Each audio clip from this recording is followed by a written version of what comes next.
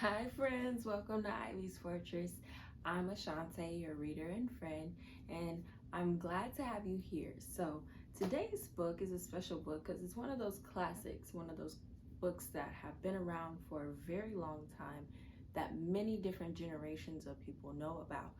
And I grew up with this book, so that's why it's so special to me. It also reminds me of a special relationship I have with a special person. And maybe by the end of the story, you'll be able to identify who that relationship and that person is. Okay, but before we get started, you always know the Friends song. So let's get our Friends fingers ready. Friends, friends, 1, 2, 3. All my friends are here with me. You're my friend and you're my friend. You're my friend, you're all my friends. Friends, friends, 1, 2, 3. All my friends are here with me. Yeah, that just felt good. That one felt really good. Felt super personal today. So today's book we have The Giving Tree. And as you can tell, this book has been a little bit worn because it's just a little old.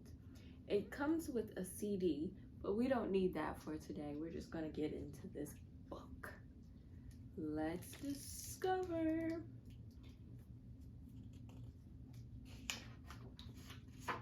The Giving Tree by Shel Silverstein. For Nikki. That must be somebody really important to Shel Silverstein, our author. Once there was a tree, and she loved a little boy. And every day, the boy would come.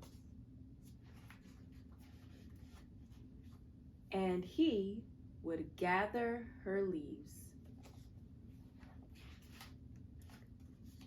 and make them into crowns and play kings of the forest. He would climb up her trunk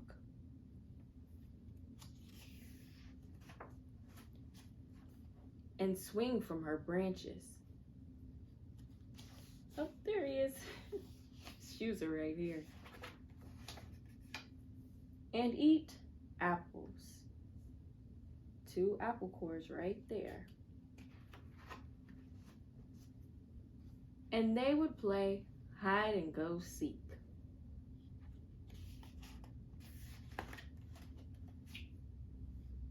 And when he was tired, he would sleep in her shade.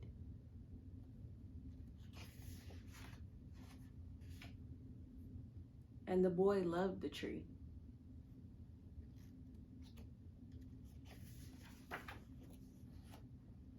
Very much. And the tree was happy. He even wrote the tree's initials in the tree and himself with a heart around them. How precious.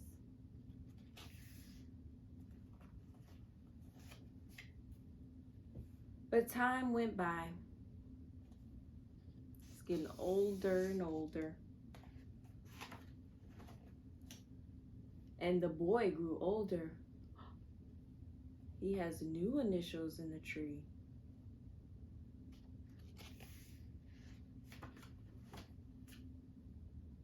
And the tree was often alone.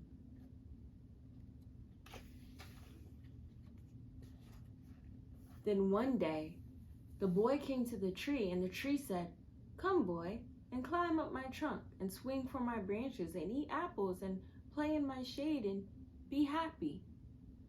"I'm too big to climb and play," said the boy. "I want to buy things and have fun. I want some money. Can you give me some money?"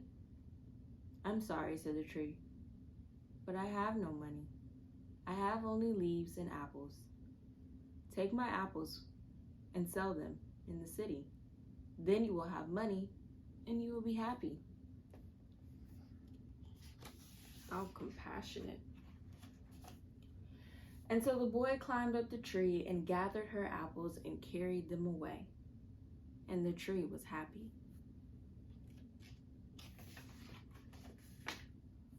But the boy stayed away for a long time, and the tree was sad. And then one day, the boy came back, and the tree shook with joy, and she said, "Come, boy, climb up my trunk and swing from my branches and be happy." "I am too busy to climb trees," said the boy. "I want a house to keep me warm," he said. "I want a wife and I want children, and so I need a house. Can you give me a house?" "I have no house," said the tree. "The forest is my house, but you can cut off my branches and build a house. Then you will be happy." I don't like that. He came for apples and got the apples and sold them and said he was going to be happy. Now he's taking some of the tree's branches. And so the boy cut off her branches and carried them away to build his house.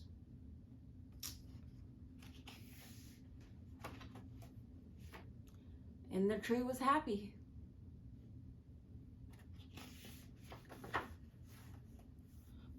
But the boy stayed away for a long time, and when he came back, the tree was so happy she could hardly speak.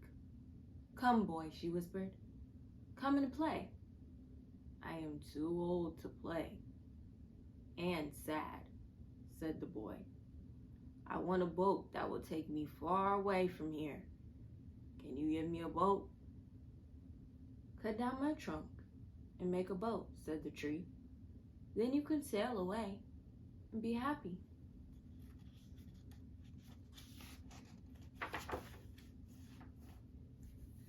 And so the boy cut down her trunk and made a boat and sailed away.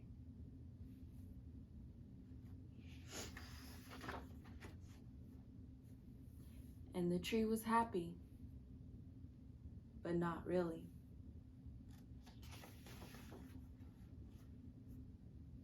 And after a long time, the boy came back again. "I am sorry, boy," said the tree, "but I have nothing left to give. My apples are gone. My teeth are too weak for apples," said the boy. "My branches are gone," said the tree. "You cannot swing on them." "I am too old to swing on branches," said the boy. "My trunk is gone," said the tree. "You cannot climb." "I am too tired to climb," said the boy. "I am sorry," sighed the tree. "I wish that I could give you something, but I have nothing left. I am just an old stump. I am sorry." "I don't need very much now," said the boy.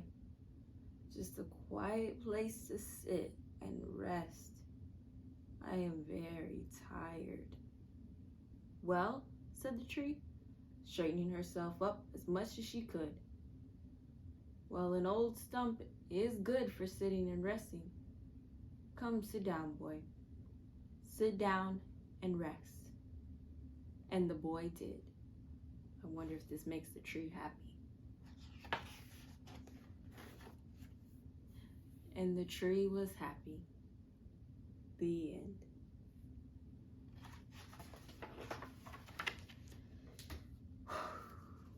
Here's a picture of our author. This is Shel Silverstein. Wow. So when I think about that book and I compare it to some things in my own personal life, I think about my relationship with my parents, my mom, my dad, maybe an older brother or sister. My mom always took care of me as I was young, whether I wanted to play, whether I needed food, whether I needed to discover something, use my imagination to solve a problem.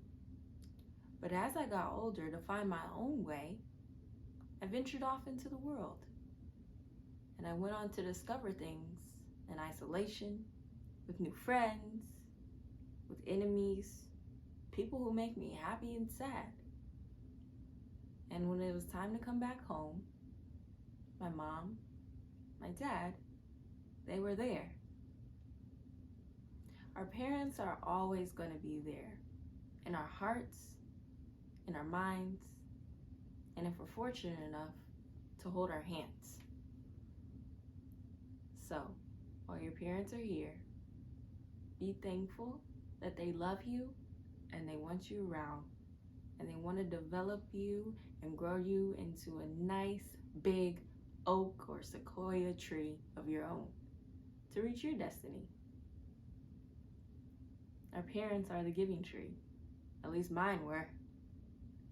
So take that with you and remember to always love your parents, no matter what. That's all I have today, friends. See you next time. Bye.